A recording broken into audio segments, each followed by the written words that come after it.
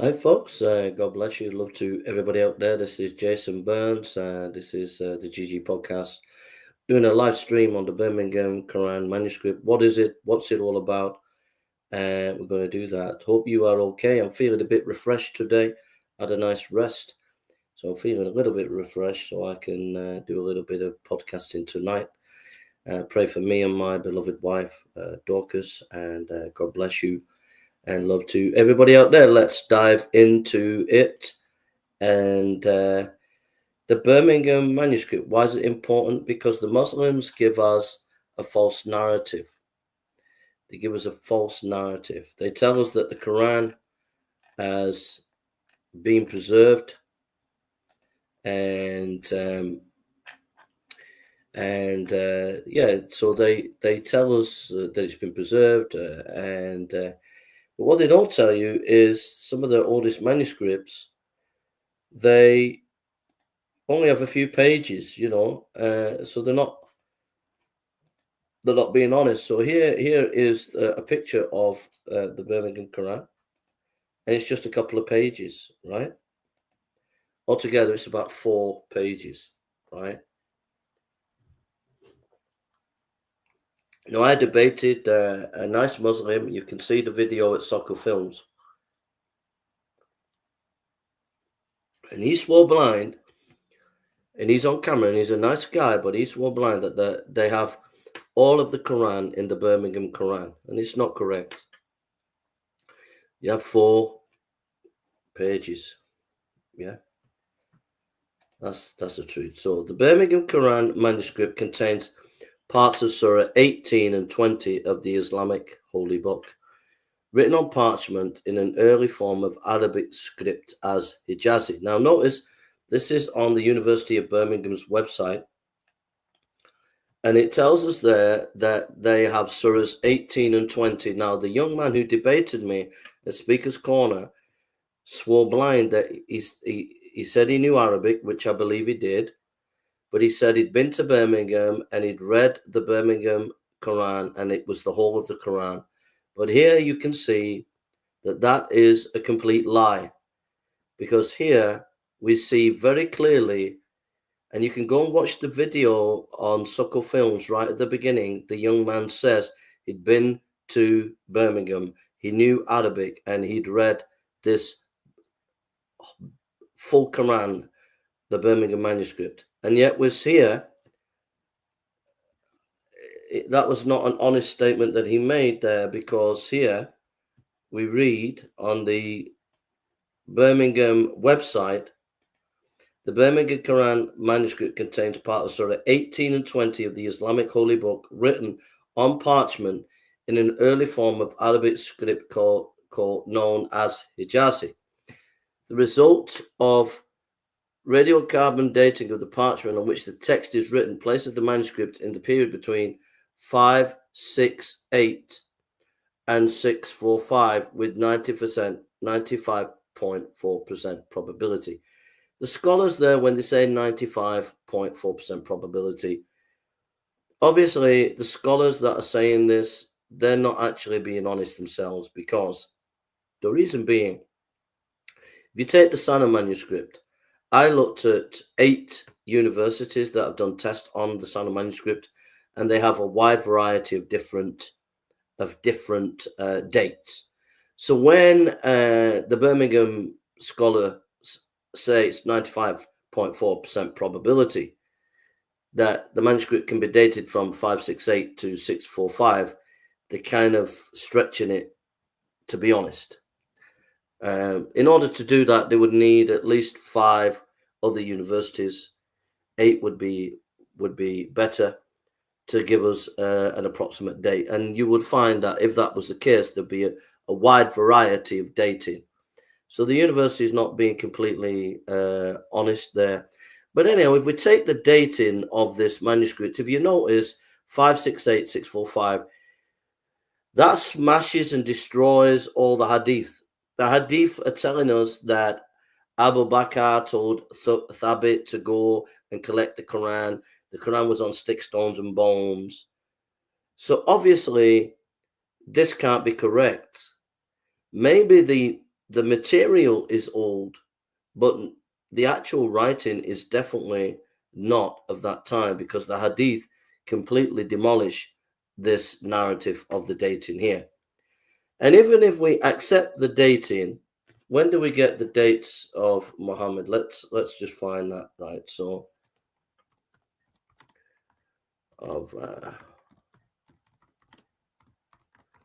right, let's get the date of, right. So we're talking 57, right about 570 AD. So when Muhammad was a baby, the Quran was already there. That's according to this dating system. So it shows you that this is ridiculous. It's absolutely ridiculous. The testing was commissioned from the University of Oxford and carried out in 2014. The results suggest that the manuscript dates back to the 1st century of Islam, close to the lifetime of Prophet Muhammad, about 570 to 632, and the rule of the first three caliphs. Well, you can't have your cake and eat it. Which one is it? Is it the time of Muhammad? The time of one of the caliphs? No, you're putting it all in that date range. You can't have your cake and eat it, my friends. No, sir. You see the inconsistency of that? They give a date of 568 to 645, yet they're contradicting themselves that this can be dated during Muhammad and the three caliphs. You can't have your cake and eating it. You can't have your cake and eat it. Anyhow, according to Islamic tradition, the Prophet Muhammad received the revelation that formed the Quran between 610 and 632. It is believed that the Quran in its codified form was established under the third Caliph Uthman around 650. The Birmingham, if that's the case, okay, then your dating is completely off the mark, isn't it?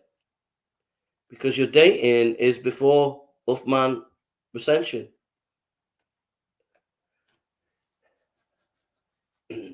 Before Uthman, it was on sticks, stones, and bones, and various different manuscripts which were not full.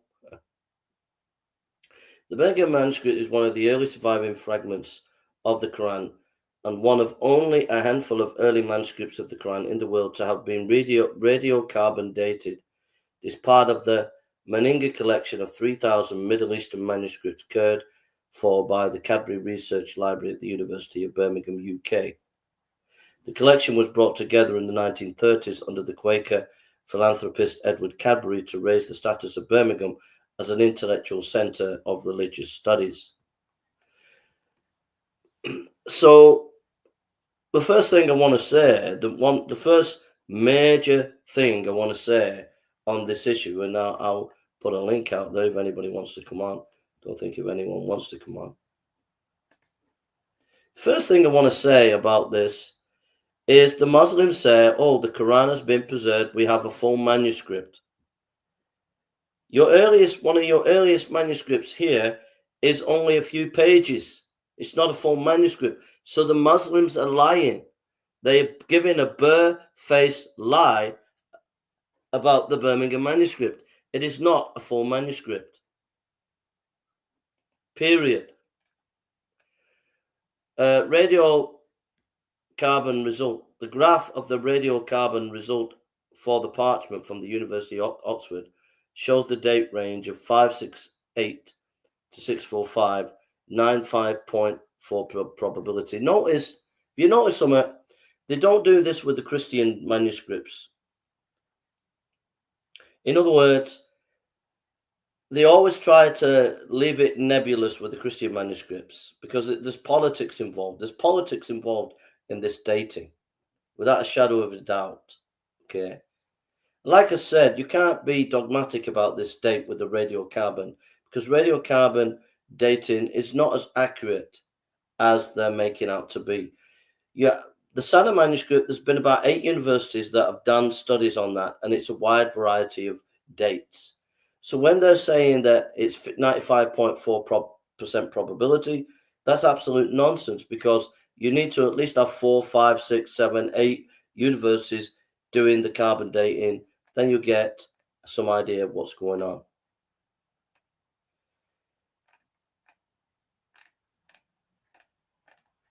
So that's a bit there. So let's see what we get next page.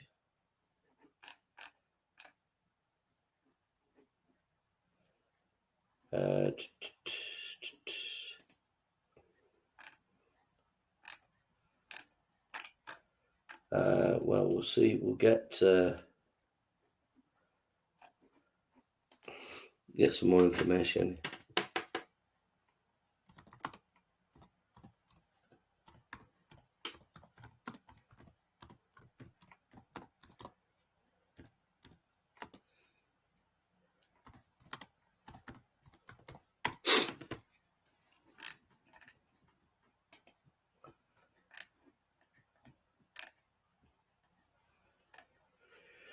Right, background information. The Mingana Collection, comprised of over 3,000 documents, was collected by Alfonso Mingana over 3 trips to the Middle East in the 1920s and was funded by Edward Cadbury, a philanthropist and businessman of the Birmingham-based chocolate manufacturer, the Cadbury family.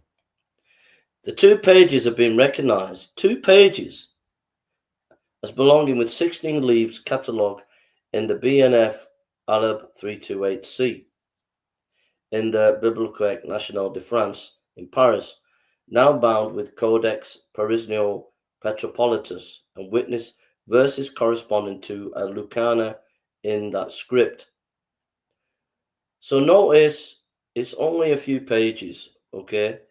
The Birmingham page is now catalogued in the Mingana 1572A folio. Are written on both sides in a generously scaled and legible script. 1 2-page leaf contains verses 17 to 31 of Surah 18, while the other leaf, the final 8 verses 91 to 98 Surah of Miriam, and the first 40 verses of Surah 20. In all in the present day sequences and conforming to the standard text. The 2 surviving pages were separated in the original codex by a number of missing folios containing the intervening verses of Surah 18 and 19. There are no diacritical marks to indicate short vowels, but consonants are occasionally differentiated with oblique dashes. The text is laid out in the format that was to become a standard for complete manuscripts, with the chapter divisions indicated by a decorated line and verse endings by intertextual clustered dots.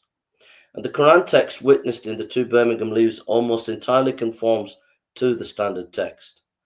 The orthography differs in respect of the writing or omission of the silent alif. The Arabic script of the time tended to not write out the silent alif. Subsequent ultraviolet testing of the leaves has confirmed no underwriting and excludes the possibility of there being a palimpsest. In detail analysis of the Mingana 1572 folios in combination of others comprised between the copy and the Medina Musaf leads to a number of differences being identified.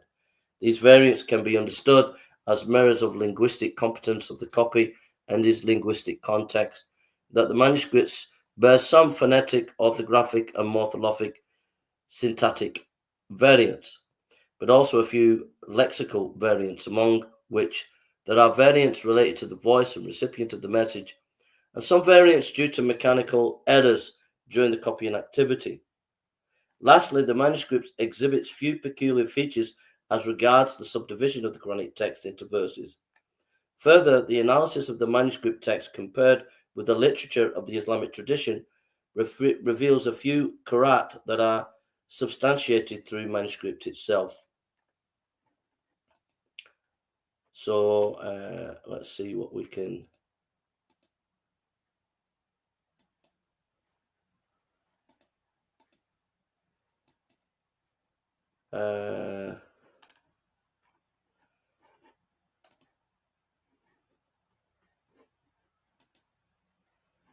I'm trying to get.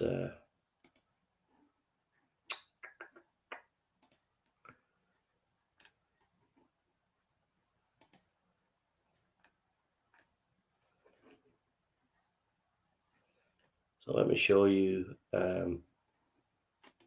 picture of it there.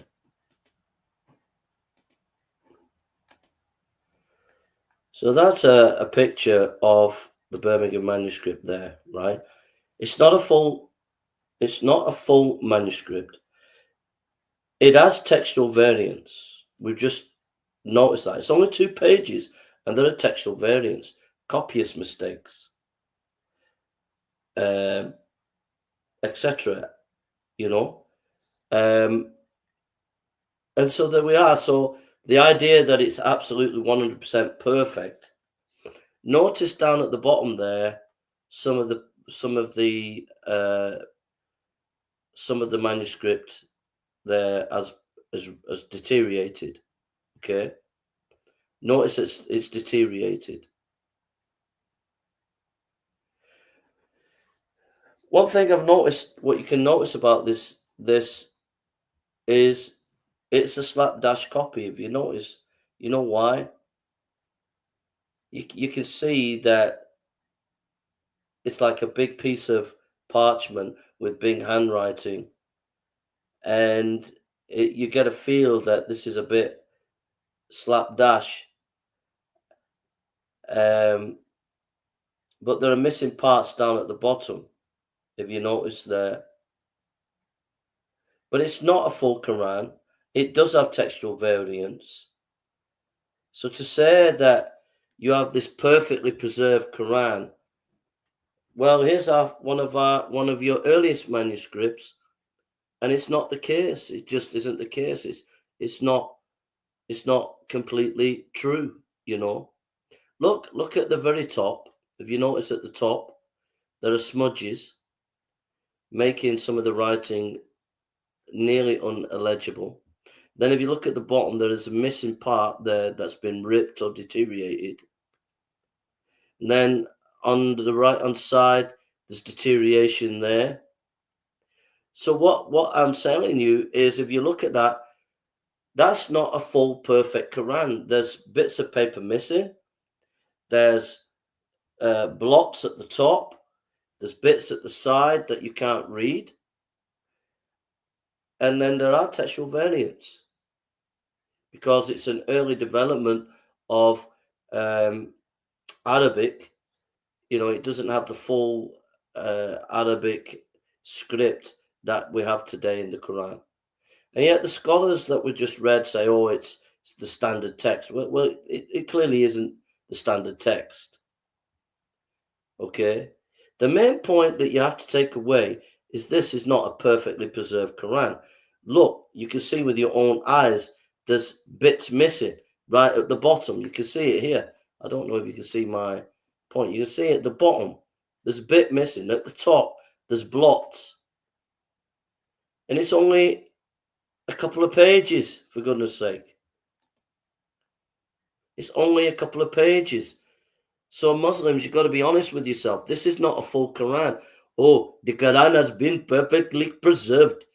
We have full Quran in the Birmingham manuscript. No, you don't. You have a couple of pages. There's the evidence right before your very eyes. And look, there's bits missing. So it's not a perfectly preserved Quran. Oh, we have memorization. Yeah, but your text, look at the text. So when you're doing a Quran, when you're making a Quran, you don't use the manuscripts. You don't say, we've used the Birmingham manuscript. You don't say that. So there's a dishonesty there. You've got to be honest and tell us the truth. Thank you, bro.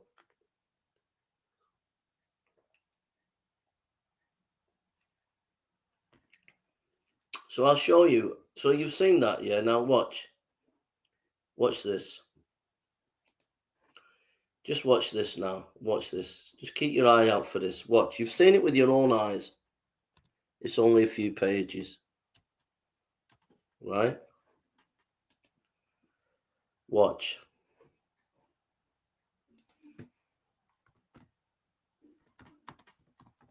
Watch this. You've seen it with your eye. Now watch this. Just watch. We'll get...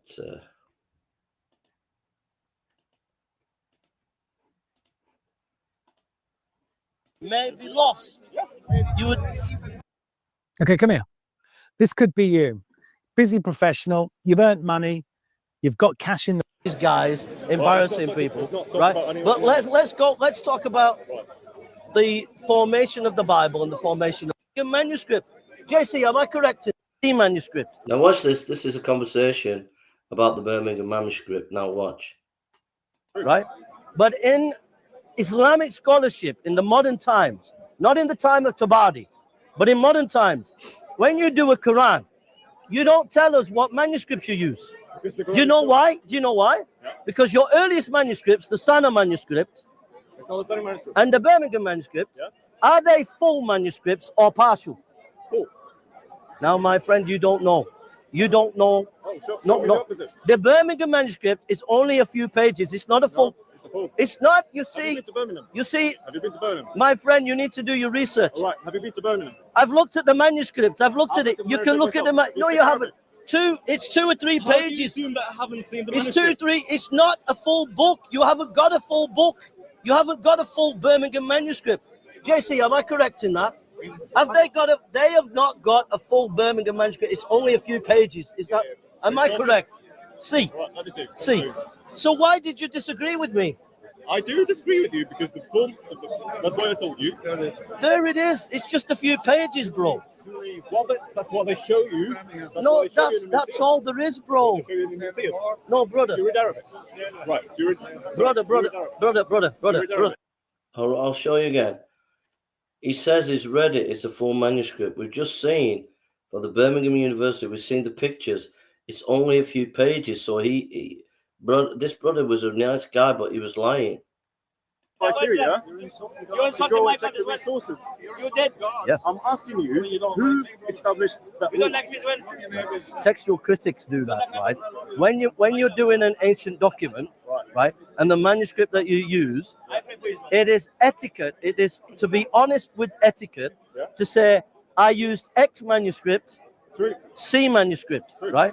But in Islamic scholarship in the modern times, not in the time of Tabari, but in modern times, when you do a Quran, you don't tell us what manuscripts you use. Do you know why? Do you know why? Yeah. Because your earliest manuscripts, the Sana manuscript, and the Birmingham manuscript, yeah, are they full manuscripts or partial?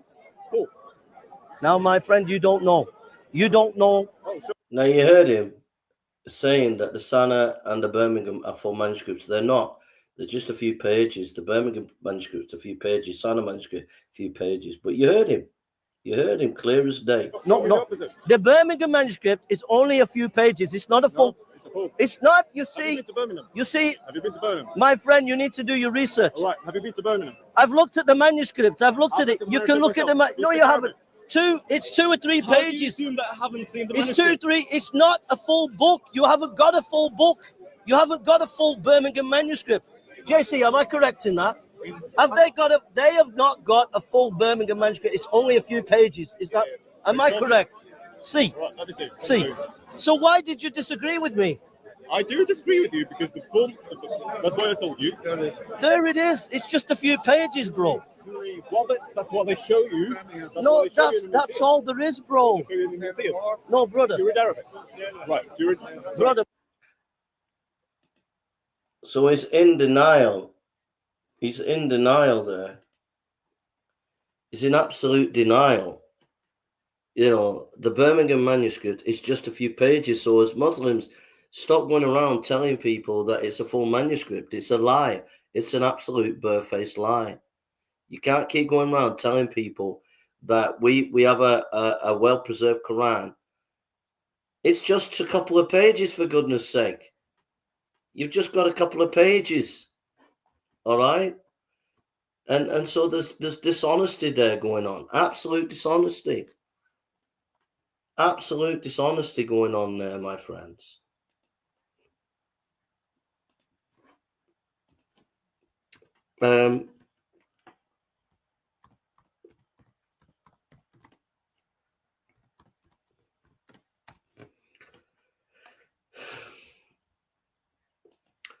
So, you know, stop telling people lies. You're telling people lies all the time. You know, here's a picture of it here. This is it. This is what it's all about. So stop lying to us, for goodness sake. You're lying all the time. Look, there's your Birmingham Qur'an. It's not a full Qur'an. That's it. A couple of pages on both sides, for goodness sake. So when you say, oh, it's a perfectly preserved Qur'an, it's not. There are textual variants in that, in those couple of pages. There's a page, there's part of the page missing on the right-hand side, blots at the top. It's not perfectly preserved Quran. It's a lie. A couple of pages. It's absolute nonsense what you're doing. It's not fair. It's not right. Let's see what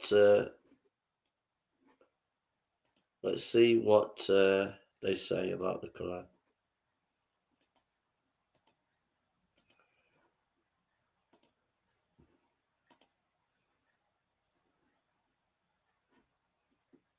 This Quranic manuscript, held at the University of Birmingham, forms part of our Mingana Collection of Middle Eastern manuscripts in the Cadbury Research Library.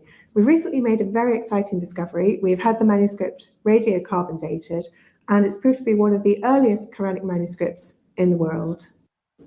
The dating of this manuscript is a great discovery for the university. We're now aware of a genuine treasure in the University of Birmingham Special Collections, a treasure that is of global significance to Muslim heritage and to the study of Islam, as well as being a source of great pride to the local community. The context of the Birmingham manuscript, if it is what we now think it is very important indeed. Islam is associated, of course, with the Prophet Muhammad, and he lived in the late 6th and early 7th century. Now, this manuscript could well have been written just after he died. The parts of the Quran that are contained in those fragments are very similar indeed to the Quran. I just want to say, you can't have your cake and eat it. They've dated it to when he was born, to up to the third caliph. So they're just being political here. As we have it today.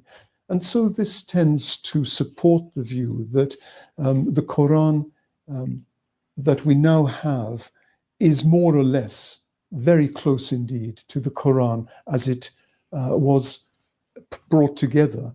Did you know he said more or less? So by saying more or less, he's acknowledging Muslims there are textual variants. In the early years of Islam. The two leaves that have been carbon dating were put together with other 7 leaves coming from another manuscript, and probably they were put together in the same manuscript, the 1572, because of the similar script. The script is the Hijazi script, called also Ma'il script, that means slanting because of the... So notice there she's saying that there was other bits of manuscript put with these two, but they were not of the exact same Quran. They were of different Quran. But notice that what that means to me, what that's telling me, is that again, it's not perfectly preserved. When you put in another manuscript with another manuscript and putting them together, that's not perfect preservation. That's editing going on. The characteristic of the script. I'm honored to see this manuscript, which is very unique, which goes back to very early stages of Islam, and I think it was written in the period of third Khalifa, Hazrat Usman Ghani Raziyallahu Anhu. And all the Muslims in the world would love to see this manuscript.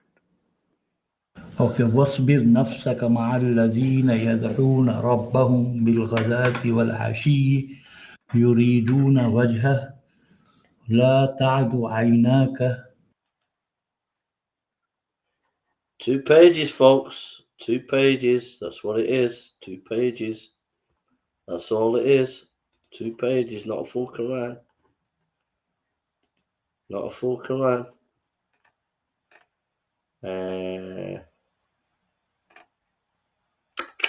Let's see. I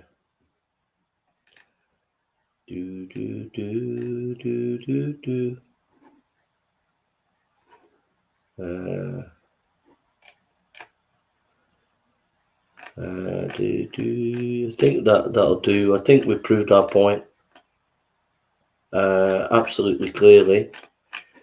You cannot say that this is a full Quran. We've proven that. We've given the Birmingham University. We've also seen some scholars verify that. We've seen pictures that verify that. So as Muslims, you can't go around saying that this Quran is a perfectly preserved Quran using the Birmingham manuscript. That cannot be the case. All right, we proved our point, and I pray that other people will go and do some research. So I hope you enjoyed the video, and I hope it was a little bit educational, and I hope as Muslims that you will begin to see that the Islamic narrative that the Quran is perfectly preserved, you're being lied to. That was not a full Quran, like the Muslims said at Speaker's Corner, like your Dawating people say, and that's dishonesty. Okay, thank you for listening, and may God bless you all, and take care.